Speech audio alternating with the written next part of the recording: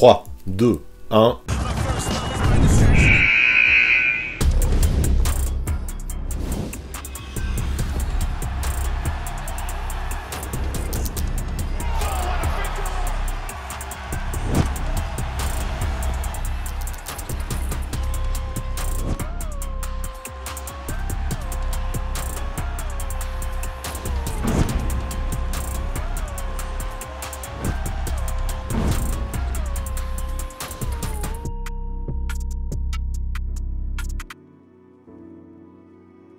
Salut tout le monde, comment ça va en cette nouvelle année? Et moi c'est plutôt la forme vu toutes les dingueries qui sont en train de se passer actuellement en NBA. J'ai comme l'impression que les joueurs sont bien au courant que les votes du All-Star Game sont ouverts, et ils surpassent pour ça. Et justement ce match des étoiles et ces votes, j'ai envie d'en parler aujourd'hui, en mode coast to coast. Mais avant ça, il faut que je vous parle de mon partenaire du jour qui n'est autre que la NBA elle-même. Parce que ouais, en ce moment là, comme je viens de le dire, vous pouvez voter pour vos titulaires en vue du All-Star Game. Et comme je vais vous l'expliquer, votre voix compte fort. C'est pour ça qu'en description, vous trouverez un lien d'affiliation que vous pourrez utiliser, afin de plébisciter vos joueurs préférés, mais aussi afin de soutenir la chaîne. Vous pouvez le faire tous les jours, c'est gratuit, ça vous prend 2 minutes, et moi ça m'aide beaucoup, alors pourquoi se priver? Pour ça, il suffit de vous créer un NBA ID, si ce n'est pas déjà fait, et de suivre les consignes. C'est super instinctif. Et ce qui est cool, c'est qu'après, vous obtiendrez un visuel facile à partager sur les réseaux, histoire de montrer à tous vos potes quels sont vos choix pour ce match des étoiles. Franchement, n'hésitez pas à me mentionner quand vous les ferez, je suis super curieux de voir ce que ça donnera pour vous. Il y a tellement de débats et de solutions possibles, j'ai hâte de voir comment vous vous en êtes dépatouillés. Alors pour ça c'est essentiel, je le rappelle, on utilise mon lien qui est dans la description, on vote tous les jours et surtout on ne manque pas les 3 for 1 days pour lesquels votre voix comptera triple. Ils ont lieu tous les vendredis et pour ça encore une fois, mon lien est là, celui qui finit par All Star Voting 68, vérifiez bien que c'est le bon. Alors go cliquer dessus quotidiennement pour envoyer tous vos chouchous au All Star et m'aider à affirmer mon statut d'ambassadeur auprès de la NBA auquel je tiens beaucoup. Yeah baby. Et ce qui est cool, c'est que si vous voulez voter, la vidéo que je sors aujourd'hui peut vous aider. À travers une étude chiffrée que j'ai menée sur les 5 dernières éditions de l'événement, j'ai essayé de déceler quels étaient les critères essentiels pour devenir All-Star. Pour ça, je vais vous montrer tout plein de graphiques, mais aussi essayer d'élaborer un modèle plus ou moins scientifique, sans prétention aucune, mais que j'ai essayé de rendre le plus juste possible. Ça nous permettra de voir à partir de ça, et c'est ça qui va être cool, qui pourrait mériter en NBA cette saison d'être All-Star dans quelques mois. J'ai hâte de vous montrer tout ça, alors on ne perd pas plus de temps, et c'est parti. Que faut-il à un joueur pour être All-Star en NBA en 2023 ?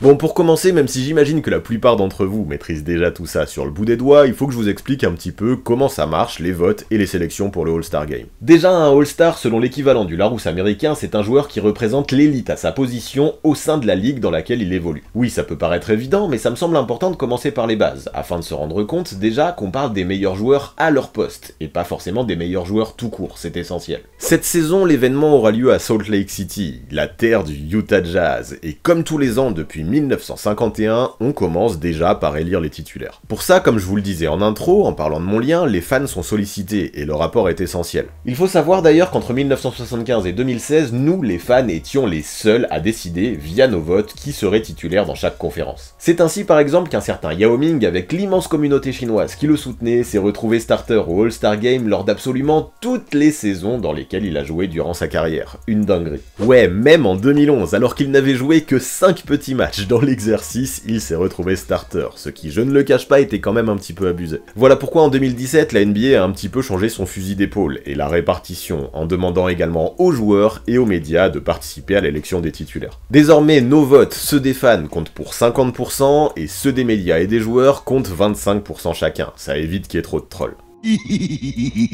Ce qu'il faut savoir aussi, c'est que les joueurs sont répartis en 2 conférences, Est et Ouest, mais sont aussi répartis par poste, les guards et les frontcourt. Comme je vous l'ai montré sur le visuel tout à l'heure, c'est comme ça que l'on choisit nos starters, en sélectionnant 2 guards à l'Est, 2 guards à l'Ouest, ainsi que 3 frontcourt à l'Est et 3 frontcourt à l'Ouest. En d'autres termes, si vous ne kiffez que les arrières, ce sera impossible de voter pour plus de 4 d'entre eux. Là, tout le monde remplit son bulletin, avec l'avantage pour les fans de pouvoir le faire quotidiennement, et les votes se terminent le 21 janvier. Après tout ça, on fait le décompte en introduisant les choix des joueurs et des médias, et les titulaires sont annoncés. Rien de plus compliqué. Ajoutons quand même qu'il y a eu un petit changement cette année où les fans ne pourront plus voter sur Twitter. Si au départ je pensais que c'était lié à la prise de contrôle d'Elon Musk sur le réseau de l'Oiseau Bleu, en fait la réalité est bien différente. En obligeant à voter sur le NBA ID seulement, ça permet à la Grande Ligue d'avoir un plus grand contrôle, pour limiter aux fans le vote à une seule fois par jour, tout en évitant qu'un joueur comme Andrew Wiggins soit mis en avant par une star coréenne sur les réseaux, et explose les chiffres en raison de tweetos fans de K-pop qui bien souvent ne connaissent rien au basket. Ouais, ça a eu lieu l'année dernière. Loin de moi l'idée de dire que Wiggins ne méritait pas d'être All-Star l'année dernière, mais de là à l'imaginer titulaire, j'ai quand même trouvé ça un poil abusé. Quoi qu'il en soit, peu importe, nous ne sommes pas là pour débattre de ça, du moins pas tout de suite, mais en tout cas, vous savez maintenant comment les starters sont choisis. À la suite de cette sélection, pour les remplaçants, les coachs choisissent aussi 2 guards et 3 frontcourt par conférence, ainsi que 2 wildcards, avec interdiction de voter pour l'un de ces joueurs. Cela nous donne donc au total 12 joueurs par conférence, 5 titulaires et 7 remplaçants, qui en cas de blessure, le jour de l'événement, seront remplacés par des joueurs choisis par Adam Silver, le big boss de la ligue. Là on est bon, le système vous le maîtrisez, mais ce qu'il faut retenir souvent, c'est que si ça a évolué, la façon de voter, au fil des années, c'est pour donner un maximum de chance aux joueurs les plus méritants. Parce que oui, même si aux yeux de certains fans, le All-Star Game en lui-même a de plus en plus des allures de cirque, une sélection pour un joueur dans une carrière, c'est ultra important. Et oui, même si dans les faits c'est plutôt cool chaque année de participer à la grande fête de la NBA, au mois de février, pour certains joueurs ça va au-delà de ça, ça devient même primordial d'obtenir une sélection. Si ces dernières années, on avait pu voir des joueurs comme Rudy Gobert ou Karl-Anthony Towns crier à l'injustice après avoir été snobés, c'est que non seulement une étoile prouve que tu as la reconnaissance du monde du basket, mais en plus de ça, elle t'apporte de l'exposition, et les dollars qui vont avec. Être All-Star, c'est obtenir une visibilité énorme, c'est l'occasion que tes meilleures actions soient diffusées partout sur la planète, et que bien entendu, en tant que joueur, tu sois mis au maximum en valeur. Et du coup, vous vous en doutez, c'est aussi l'occasion de gagner un bon nombre de followers ces derniers temps sur les réseaux, et d'attirer encore plus les sponsors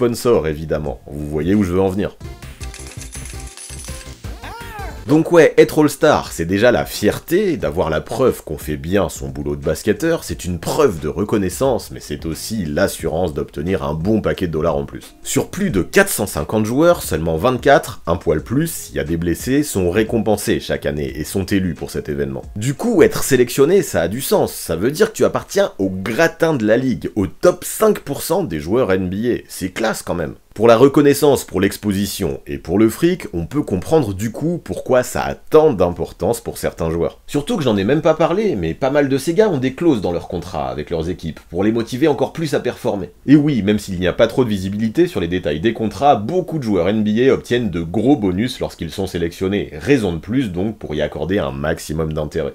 Puis il faut pas l'oublier, il y a une question d'objectif personnel aussi, et c'est normal. Pour pas mal de rookies, lorsqu'ils sont draftés, c'est un vrai but d'être All-Star. Et plus tard, quand tu prends ta retraite, qu'on regarde ton palmarès, ton nombre d'étoiles est primordial pour évaluer le niveau de ta carrière. Aucun joueur ne le cache, ils y tiennent tous. Quand ils raccrocheront les sneakers, ils voudront qu'on se rappelle d'eux pour ce qu'ils ont fait sur les terrains de basket. Et pour ça, le nombre de sélections All-Star est forcément à prendre en compte dans l'équation. Du coup, tout ça, c'est bien beau, mais que faut-il produire sur un terrain ou en dehors pour terminer All-Star ? Eh bien c'est justement ce que j'ai tenté d'analyser en étudiant les 5 dernières éditions et en regardant les noms de tous ceux qui ont participé à ce fameux match des étoiles. Et évidemment, comme vous pouvez le voir ici, les stats ont leur importance, à commencer par le scoring. Même si en 2018 on est passé un petit point en dessous, généralement au moins 80% des joueurs sélectionnés, voire plus, plantent au moins 20 points par match. Ce n'est donc pas une obligation d'être un scoreur, mais ça aide, et si ce n'est pas le cas, tu auras intérêt à compenser dans d'autres secteurs statistiques. Parce que oui, sur les 134 joueurs sélectionnés ces 5 dernières années, les 25 qui ne scoraient pas 20 points par match brillaient fort ailleurs, c'est essentiel. Je me suis amusé à regarder leurs stats à tous et à part 5 d'entre eux, chacun dépassait le score de 12 si on additionnait leurs passes, leurs rebonds, leurs interceptions et leurs contres. Déjà un très gros chiffre qui montre que si tu n'es pas un scoreur, tu peux compenser en dépannant ailleurs. Cela montre à quel point les stats sont primordiales vu que seuls 4% des joueurs sélectionnés ces dernières années ne correspondent pas à mes critères de scoring ou de polyvalence. Et justement, c'est là, je pense, qu'intervient le rôle dans l'équipe et le bilan collectif. Au moment du All-Star Game, fais-tu partie des 2 meilleurs scoreurs d'une équipe qui a plus de 65% de victoires? Si oui, comme ce fut le cas pour Mike Conley en 2021 ou Andrew Wiggins en 2022, tu obtiens d'un coup une chance de plus d'être étoilé. Sur les 134 sélections au All-Star Game que j'ai étudiées ces 5 dernières années, seuls 3 joueurs ne correspondent pas à ces critères essentiels, qui pour moi permettent d'identifier la grande majorité des qualités requises pour être All-Star. Et du coup, ces 3 joueurs restants, qui sont-ils? Que font-ils là? Et qu'ont-ils fait d'autres pour pouvoir obtenir leur précieuse étoile? Eh bien déjà parmi eux, j'aimerais en éliminer 2, Dirk Nowitzki et Dwayne Wade, qui eux, en 2019, ont obtenu un spot bonus pour leur dernière saison avant la retraite, afin de récompenser l'intégralité de leur carrière. Ils sont donc à part et ne peuvent pas vraiment compter, même si cela prouve que l'expérience a également une place importante dans la sélection.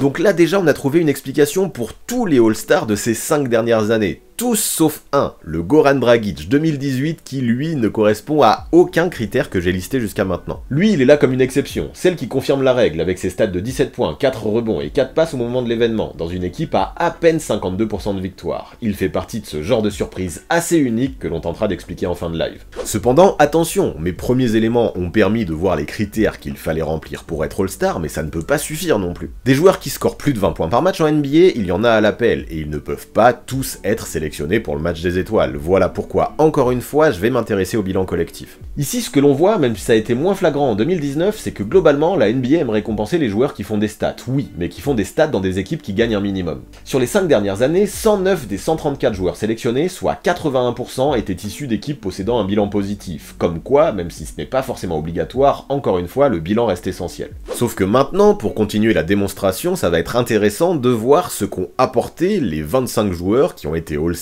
sans être issus d'équipes qui avaient au moins un bilan à l'équilibre. Eh bien dites-vous qu'encore une fois ce sont les stats qui jouent en leur faveur, car parmi eux on y retrouve 22 joueurs qui compilent un total de plus de 35 unités si l'on additionne les points, les rebonds et les passes, soit des chiffres énormes, tout en respectant un minimum le critère de la win vu que tous possédaient quand même un bilan supérieur à 35% de victoire. En gros ce qu'il faut en conclure c'est que le bilan collectif est primordial, et si tu n'appartiens pas à une équipe qui a au moins 50% de win, il faut quand même que ta team ait un nombre de victoires pas trop catastrophique tout en produisant de ton côté des stats de grands malades. Sauf que là encore une fois on a 3 exceptions. Les Nowitzki et Wade de 2019, on ne va pas revenir sur eux, on sait pourquoi ils ont été sélectionnés de leur côté, mais aussi le Kemba Walker de 2018. Lui, il avait beau tourner à 23 points et 6 passes, ce qui était plutôt propre, ce n'était pas non plus insane, surtout dans une équipe comme Charlotte, qui au moment du All-Star Break possédait un bilan de 42% de win, ce qui n'est pas cata, mais qui semble insuffisant pour des stats qui ne sont pas légendaires. Walker est donc une autre exception que nous étudierons à la fin de cette vidéo. Sauf que là encore, même si le cut commence à être de plus en plus sévère, de plus en plus précis, d'autres critères rentrent en compte. Pour être All-Star, il ne faut pas avoir manqué beaucoup de matchs, et là le graphique est flagrant. Tous les ans, la grande majorité des joueurs élus avaient joué au moins 70% des matchs de leur équipe au moment de l'événement. Sur 134, seuls 7 n'ont pas rempli cette condition. C'est vrai qu'a priori, ça semble évident. Si tu veux participer au match des étoiles, être récompensé, c'est normal que tu aies pu jouer un minimum de matchs, histoire qu'on t'ait vu, et histoire de prouver que tu fais une bonne saison. En fait, le seul moyen ou presque de contourner cette condition, c'est d'avoir une grosse hype, un gros soutien de la part des fans, vu que parmi les 7 exceptions, 5 faisaient partie du top 15 des meilleurs vendeurs de maillots dans le monde. C'est vrai que ça aide. Et puis c'est logique au final, si tu fais partie des préférés des fans, qu'ils soient plus tolérants si tu t'es blessé et que t'as manqué des matchs.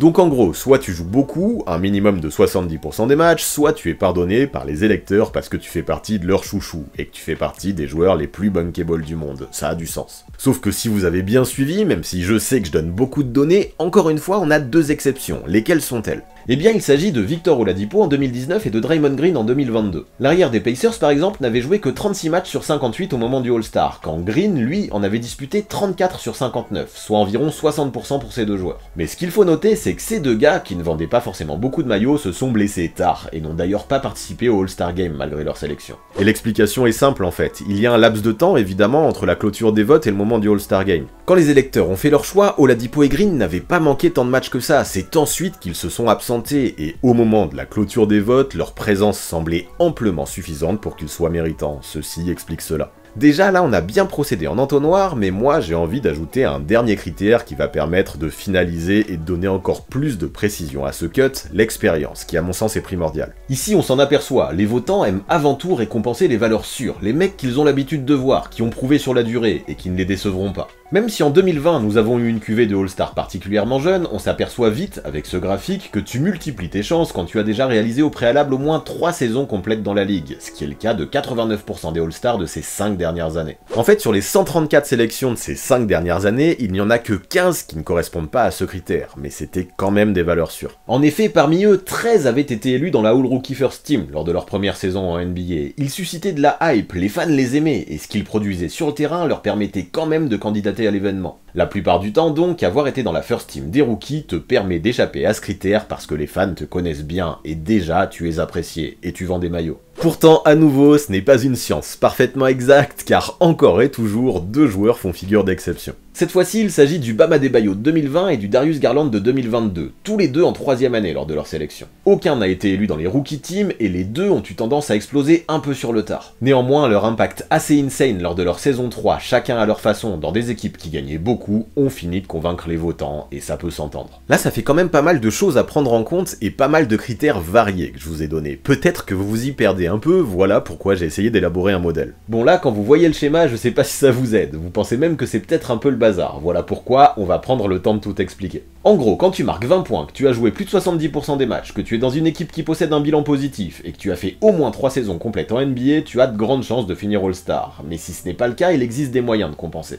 Par exemple, si tu ne marques pas tes 20 points, mais que tu es super polyvalent dans les autres domaines, ça peut faire le job. De plus, si tu ne réponds pas aux critères statistiques, mais que tu fais partie des 2 meilleurs scoreurs d'une équipe à plus de 65% de win, ça compense aussi. Pour ce qui est des matchs joués, c'est pareil. Si tu n'as pas disputé 70% des matchs de ta team, mais que tu fais partie du top 15 des meilleurs vendeurs de maillots, tu peux faire sauter ce critère, c'est bon à savoir. En parallèle, si tu n'es pas dans une équipe au bilan positif, mais que tu compiles des stats insane et que tu gagnes au moins 35% de tes matchs, pareil, ça pourra faire le job. Ensuite, comme on l'a dit, c'est important d'avoir un minimum d'expérience, en ayant fait au moins 3 saisons complètes en NBA. Si ce n'est pas le cas, il sera important d'avoir été élu en All-Rookie First Team pour compenser. Et pour finir, il existe un passe-droit pour les joueurs légendaires qui sont dans leur dernière saison, et qui ont disputé au moins 12 All-Star Games, qui fut utilisé en 2019 pour Dirk et Wade, alors qu'aucun des autres critères n'était rempli.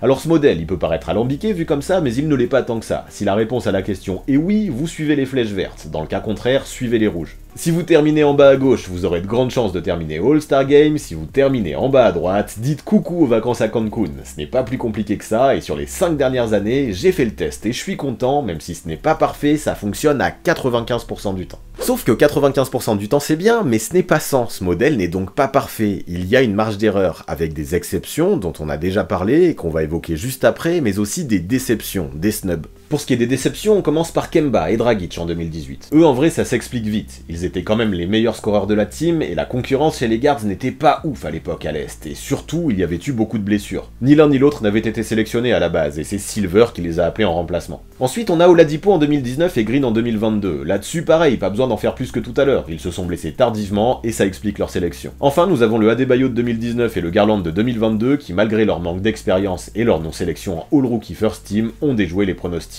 Pour ça, bravo à eux. N'empêche que sur 134 sélections, des exceptions, il n'y en a que 6. Ça montre que mon modèle, a priori, semble à peu près fonctionner. Le problème, c'est que pour être sûr, il faut aussi voir combien de joueurs ont été snobés chaque année, alors que a priori, ils respectaient ce modèle et auraient dû finir en bas à gauche. Et là, encore une fois, je suis content. Sur les 5 dernières éditions du All-Star, chaque année, je trouve un chiffre qui ne va jamais au-delà de 4. C'est plutôt pas mal. L'an dernier, par exemple, seuls 3 joueurs qui répondaient aux critères n'ont pas eu droit à leur étoile. Il s'agissait de Pascal Siakam, Jaylen Brown et Anthony Edwards. Malheureusement pour eux, les 3 ont souffert d'une énorme concurrence à leur poste, et surtout, certains ont élevé leur niveau de jeu bien trop tard, après les votes, alors que leur début de saison fut plutôt compliqué. En fait, on se rend vite compte que la plupart des joueurs qui cassent mon modèle le font pour des raisons complètement imprévisibles au moment de la clôture des votes. Soit ils se blessent au dernier moment, soit ils se réveillent dans leur niveau de jeu après leur sélection, soit ils souffrent d'une concurrence bien trop importante, et ça ils n'y peuvent rien. Petit big up quand même dans l'histoire à CJ McCollum qui n'a jamais été All-Star dans sa carrière et qui est le seul à être revenu plusieurs fois lors de plusieurs éditions parmi le groupe de joueurs snobés alors qu'il répondait à tous les critères. Son jour viendra, je l'espère. Et là moi je me dis, avoir analysé ça, c'est sympa, mais qu'est-ce qu'on en fait maintenant? Ça sert à quoi? Eh bien je me dis que ce qui serait encore plus cool, c'est de se servir de ce modèle pour prévoir les futurs All-Stars, ceux qui seront récompensés en 2023. Mais avant tout ça, j'ai une question à vous poser. Êtes-vous bien abonné à ma chaîne YouTube? Quand je vois le nombre que vous êtes à mater sans follow, ça me rend ouf. Si tout le monde cliquait sur ce bouton rouge, vous pourrez faire complètement exploser les chiffres. Alors si ce n'est pas encore fait et que vous aimez mon contenu, prenez 2 secondes, là tout de suite. Je compte sur vous, souscrivez un abonnement. Mais bref, revenons aux prévisions des All-Star 2023, et vous me connaissez, ce modèle j'ai bien entendu essayé de l'utiliser, sauf que là, très rapidement je me suis heurté à un problème. En fait, cette saison, ce qu'on voit direct, c'est que les stats individuelles des joueurs explosent, de manière ahurissante, avec pas moins de 53 joueurs à 20 points et plus, un record sur ces 5 dernières années avant le All-Star Game. Du coup, ce que j'ai fait, c'est que dans mon modèle, tous les critères statistiques, je les ai augmentés de 3 unités. D'un coup, on en avait plus que 27 qui faisaient le cut au niveau des points, et ça permettait d'y voir plus clair, sachant que logique, je suis également plus exigeant sur les stats annexes et la polyvalence. Et là, aux surprises, parce que vous savez quoi, au 2 janvier au soir, au moment où j'ai fait mes calculs, j'ai été trop content, parce que exactement 24 joueurs passaient le cut. Et vous savez ce qui était encore plus énorme, c'est que ça correspondait exactement aux 2 conférences, ça correspondait aussi exactement au poste. Une dinguerie, j'étais trop content. Pas besoin de snober qui que ce soit donc en respectant ce modèle, pas besoin de faire d'exception, moi-même j'y croyais pas, j'ai dû revérifier une vingtaine de fois. Aujourd'hui je n'en reviens toujours pas et quand je dis que c'est un truc de ouf, je ne rigole absolument pas.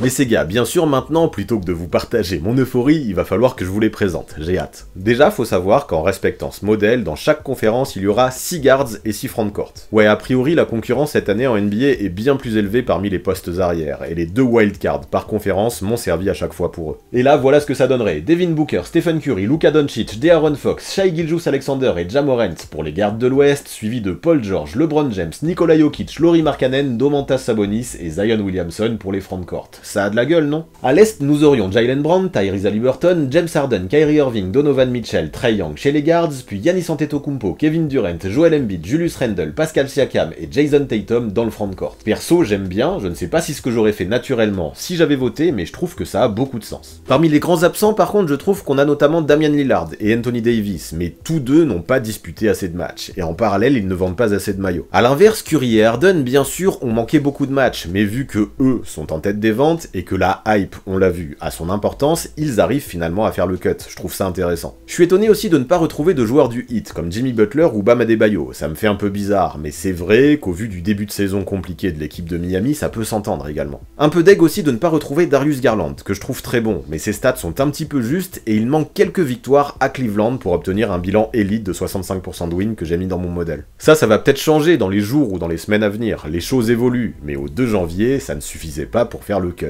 même si ça se jouait un poil de fesses. Et quand je vois qu'avec ce modèle, CJ McCollum n'est toujours pas sélectionné, ça me fend le cœur, mais c'est le jeu, il n'y a que 24 places, même s'il y aura sûrement des jokers avec les blessures qui arriveront au moment de l'événement, il y a des chances. Donc oui, les choses vont évoluer d'ici mi-février, c'est certain, mais là, vous avez quand même les 24 joueurs que mon modèle sélectionnerait début janvier. J'ai super hâte de voir à quel point ce sera faux, et à quel point il y aura des bouleversements inattendus. De plus, ce serait étonnant que cette année, il n'y ait aucune exception. Perso, j'y crois pas, on verra ce que ça dit. Quoi qu'il en soit, maintenant, je suis encore plus pressé de voir la sélection définitive pour pouvoir comparer tout ça, et essayer de voir comment je peux encore perfectionner ce modèle, parce que c'est sûr qu'il y a moyen.